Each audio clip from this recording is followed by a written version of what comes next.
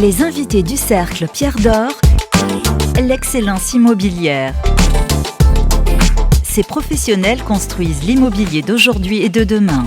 Rencontre avec des femmes et des hommes remarquables.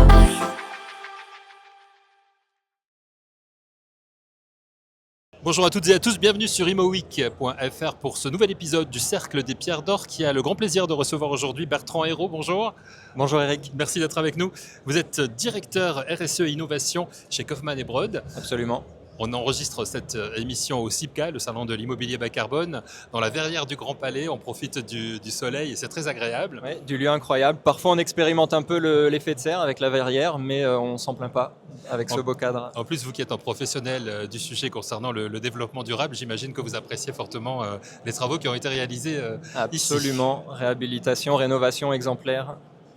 Alors on va entrer, si vous le voulez bien, dans le vif du sujet de l'actualité de Kaufmann & Broad. Justement, quelle est celle qui est la plus marquante pour vous en cette rentrée 2025 sur le plan des projets et bien sûr de la stratégie RSE et innovation? Alors pour la stratégie du groupe, l'événement marquant pour la rentrée, ce serait d'avoir pu confirmer sur l'année 2025 et renforcer notre trajectoire carbone. En fait, ça illustre une dynamique qui est sur le temps long. Les enjeux de transition écologique de Kaufmann & Broad s'inscrivent dans la durée et l'ONG internationale qui valide la méthodologie qu'adoptent les entreprises pour compter le carbone ainsi que leurs objectifs a validé le renforcement de la trajectoire de décarbonation du groupe Kaufmann & Broad et validé les progrès déjà réalisés. Et donc nous portons sur une trajectoire maintenant de réduction de plus de 46% de toutes nos émissions en 2030 par rapport à 2019.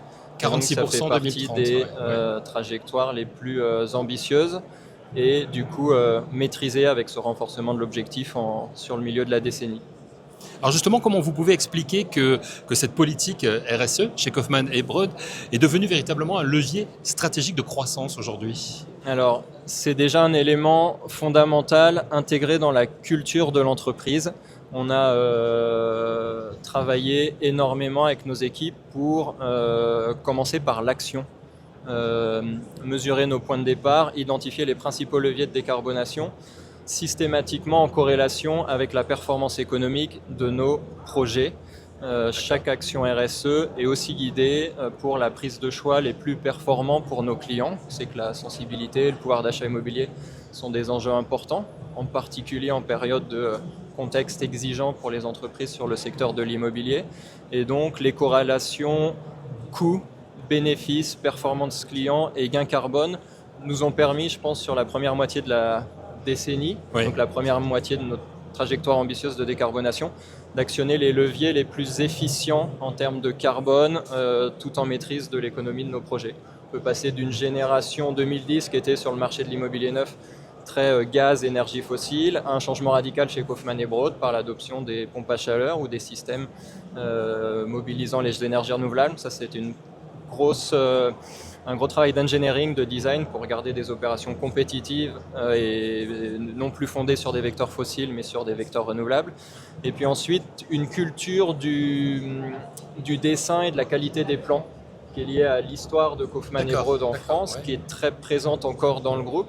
Par exemple, un service d'architecture interne expert dans le dessin des plans à des destinations de confort, d'habitabilité, qui a intégré aussi la dimension de sobriété, de frugalité, d'efficience et la qualité des plans, c'est chercher à optimiser la quantité de matière mise en œuvre pour délivrer des surfaces et des lieux de vie agréables et qualitatifs. Et on a donc su mobiliser ces leviers culturels de Kaufmann & Broad pour les mettre au service de la performance environnementale. Le meilleur matériau, c'est celui qu'on ne met pas en œuvre en termes d'émissions carbone, et ça, on arrive à mettre cette démarche au service de la qualité des espaces. Voilà, innovation permanente tout en gardant ce qui fait l'ADN et la tradition de Kaufmann & Broad. Ouais, c'est ce qui fait une force du coup. Ouais, exactement.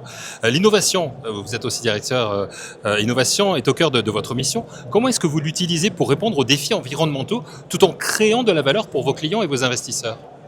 Alors l'innovation, on la trouve dans des dynamiques de filière. Il faut être modeste parfois quand on est promoteur, même si on aime bien bomber le torse. Et démontrer une force à innover. Souvent, on le fait en équipe ou en mobilisant des partenariats qui permettent cette excellence. Je peux donner 2 exemples qu'on a mis en avant sur le salon. Il y a un gros levier de décarbonation pour l'immobilier neuf qui passe par la mise en œuvre de systèmes énergétiques décarbonés. Nous avons présenté une opération d'aménagement que nous portons à Reims sur une ancienne friche industrielle que nous désartificialisons, dont nous réduisons l'imperméabilisation, que nous renaturons et que nous dotons surtout d'un réseau de chaleur boucle tempérée sur nappe circulante développé avec l'énergéticien E.ON, qui réalisera pour la première fois en France une technologie qui existe déjà en Europe du Nord et qui permettra aux habitants de ce quartier de bénéficier d'une énergie très peu carbonée et surtout extrêmement accessible et bon marché. Donc ça, c'est un exemple d'innovation partenariale sur l'axe énergétique. C'est un projet qui va aboutir quand ? C'est un projet qui est en chantier. Il y a 7 grues en ce moment dans Reims et les bâtiments seront livrés pour la rentrée de septembre 2026. D'accord, dans un an. Et puis il y aura ensuite des phases ultérieures à ce projet, mais on est vraiment dans des actions concrètes en cours de mise en œuvre avec des premiers tours d'expérience. Et ensuite, il y a de l'innovation sur les modes constructifs. Je parlais beaucoup de l'exigence en matière de dessin et de plan.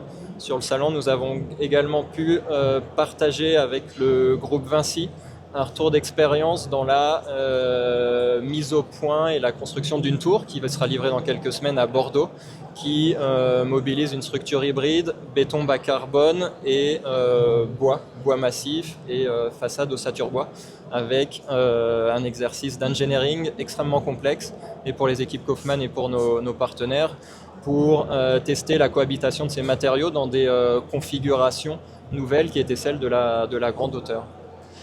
Et vous avez choisi d'ailleurs ici au CIPCA, puisque nous enregistrons cette émission ici au CIPCA, de présenter justement des projets très concrets ici, oui. Pour donner des exemples justement. Notre ambition, c'était de pouvoir incarner la transition dans les salons, et c'est normal, il y a une partie communication, il y a une partie ambition, mais on trouve que c'est important de capitaliser sur les actions concrètes qui sont menées, parfois sur des projets emblématiques, mais aussi parfois sur une partie d'opérations qui sont un peu plus simples ou qui ne sont pas forcément celles qu'on met en lumière dans les magazines ou dans les émissions. Bien sûr. Et nous avons par exemple illustré comment nous avons pu résoudre le sujet de l'intégration des pompes à chaleur sur des programmes de logement collectifs de 20-30 logements, avec à nouveau un partenaire énergéticien, parfois sur des sujets technologiques de détail, les enjeux vibratoires d'une pompe à chaleur, les enjeux de pression acoustique, les enjeux de charge, les enjeux d'intégration architecturale. Mais c'est cette somme de petits détails qui permettent aussi à l'innovation d'être dupliquée, d'être appliquée à 100% d'une production et donc d'intégrer des passages de génération en termes de qualité de production et de performance. Et pour nous, c'était important de souligner aussi ces actions. Au-delà de projets emblématiques, actions appliquées à 100% de la production. Et c'est ces actions que nous appliquons à 100% d'une production de nouvelle génération qui permettent du coup de tenir une trajectoire de décarbonation globale pour le groupe. Voilà, et ça nous permet de nous projeter aussi Exactement. En les découvrant. Quelles sont vos priorités, Bertrand, pour la fin de cette année, enfin pour cette dernière partie d'année 2025 et aussi peut-être pour l'année 2026 en matière de politique RSE et innovation? Alors elles sont nombreuses. Les premières qui me viennent à l'esprit, c'est de tenir compte du contexte dans lequel l'immobilier neuf se développe. Et je pense qu'on va rester sur 2025 et 2026 dans un contexte exigeant. Les taux d'intérêt ont arrêté de baisser et remonteront peut-être en 2026. Les questions de taux autour de 3,3%. On sait que c'est une année électorale, municipale, toujours compliqué pour le secteur de l'immobilier neuf. Et donc ça va amener les acteurs à rester exigeants. Ça fait également partie de la culture de notre groupe Kaufmann et Broad. Donc dans les enjeux, il y a renforcer cette culture de la qualité, de la performance des plans, de l'application, de la création de volume où nous privilégions la lumière, les espaces, la sobriété, le recours à des solutions également fondées sur la nature. Chaque fois que nous faisons un projet, nous avons également un projet paysager à développer, important pour la performance qualitative, la signature de nos opérations et aussi leur qualité environnementale. Donc ça, c'est un thème qui va beaucoup nous mobiliser et je pense que ça fera partie des priorités. Dans les enjeux de transition, on peut mentionner la notion d'adaptation au changement climatique. Oui. On a pu tous faire l'expérience de stress climatique De plus parfois en un plus peu même. plus Ouais, significatif ou majeur. Donc cette mesure devient palpable. Nous l'avons anticipé depuis bien longtemps et elle commence à devenir matérielle et un sujet de préoccupation pour nos clients. Il faut avoir à l'esprit que l'immobilier neuf n'est pas forcément l'immobilier existant que nous connaissons et notre production intègre des facteurs de résilience aux vagues de chaleur ou à d'autres phénomènes adaptatifs. Donc ces deux priorités me viennent à l'esprit. Et si l'on se projette encore plus loin, allez, on va Ouais. dire entre 2030 voire 2050, quel rôle vous souhaitez que Kaufmann et Broad jouent dans la transformation des villes et des territoires? Alors toujours dans ces dynamiques de filière, notre vision c'est d'anticiper les grands leviers de transition de l'immobilier pour les mettre en œuvre et mettre en œuvre donc des solutions qui soient duplicables, applicables à toutes nos productions, qui soient efficaces et mesurées en termes de coût et d'impact. On parle des seuils 2028 et 2031 de la RE 2020 qui a le mérite de fixer une trajectoire pour toute une filière. Donc ça c'est important et c'est un bon cadre pour se projeter. Nous aurons la chance... C'est une contrainte, mais en même temps c'est bien d'avoir cette contrainte. C'est une contrainte parce que c'est exigeant. Sinon ça n'aurait pas d'impact et ça ne transformerait pas les standards immobiliers. Quand on parle de nouvelle génération immobilière, c'est qu'il y a des changements palpables dans les nouveaux logements que nous développons. C'est un peu comme le passage de la voiture thermique à la voiture électrique. Ouais. C'est différent pour l'utilisateur, pour la forme, pour l'expérience. Donc on est bien dans ce cadre. Donc les exigences, je vous le confirme. Et en même temps, le fait d'avoir une trajectoire qui a été posée d'emblée sur une décennie permet de mobiliser le potentiel d'innovation de toute la filière, et en particulier des industriels. L'enjeu de la décarbonation de l'immobilier, pas seulement le promoteur, c'est aussi l'enjeu d'investissement dans des fours à arc électriques pour les aciéristes, c'est des investissements dans la chimie des clinqueurs pour les formulations du béton, c'est des investissements dans des outils industriels pour la production de modules bois. Ça dépasse largement le scope du promoteur et ce sont des décisions industrielles qui nécessitent des visions sur au moins une décennie. Ça, on ne peut pas enlever ce mérite à la réglementation environnementale 2020. Le seuil 2031, pour nous, il va devenir concret dès cette année. En 2025, on va livrer nos premiers projets qui tutoient ou dépassent le seuil 2031. C'est-à-dire que ce qui est le futur sera déjà le concret pour une partie de nos projets. On a environ 1 millier de logements en production bois qui atteignent les seuils 2028 ou 2031 de la RE 2020. Également des bâtiments en construction plus traditionnelle qui atteignent ces seuils. Et donc notre objectif, c'est de continuer avec nos partenaires, de faire de ce contexte futur une réalité dès à présent. C'est le meilleur moyen de s'acculturer, de s'acclimater et de travailler les bons leviers.